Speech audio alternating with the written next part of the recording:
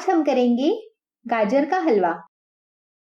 इसके लिए लगने वाली सामग्री है 1 किलो कद्दूकस की हुई गाजर, आधा litre full fat milk, 200 gram चीनी, पाव cup chopped dry fruits, 2 tablespoon घी, 1 टेबलस्पून इलायची और जायफल का पाउडर। हाई फ्लेम पर कढ़ाई रखकर उसमें 1 टेबलस्पून घी ऐड करेंगे।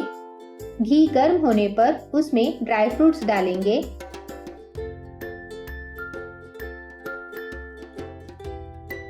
ड्राई फ्रूट्स फ्राई हो चुके हैं, निकाल लेते हैं। अब कढ़ाई में बचा हुआ 1 टेबलस्पून घी डालेंगे, कद्दूकस की हुई गाजर डालेंगे और घी में 2 मिनट अच्छे से फ्राई करेंगे। हलवा बनाने के लिए हमेशा लाल दिखने वाली गाजर का इस्तेमाल करना चाहिए। गाजर कद्दूकस करते समय गाजर का अंदरूनी पीला हिस्सा छोड़ दें। गाजर फ्राई हो चुकी है, इसमें गर्म दूध ऐड करेंगे, अच्छे से मिक्स करेंगे। हाई फ्लेम पर दूध गाढ़ा होने तक पकाएंगे।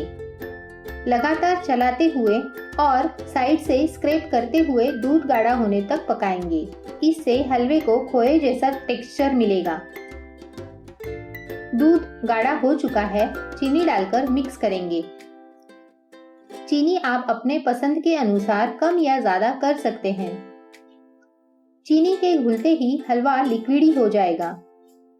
इलायची और जायफल का पाउडर ऐड करेंगे। हलवा गाढ़ा होने तक पकाएंगे। इसमें ड्राई फ्रूट्स डालेंगे।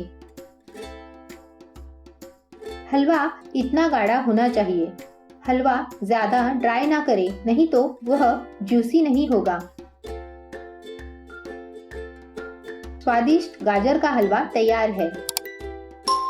ड्राई फ्रूट से गार्निश करेंगे और गर्म ही सर्व करेंगे। ऐसी ही स्वादिष्ट रेसिपी देखने के लिए हमारे चैनल को सब्सक्राइब करें।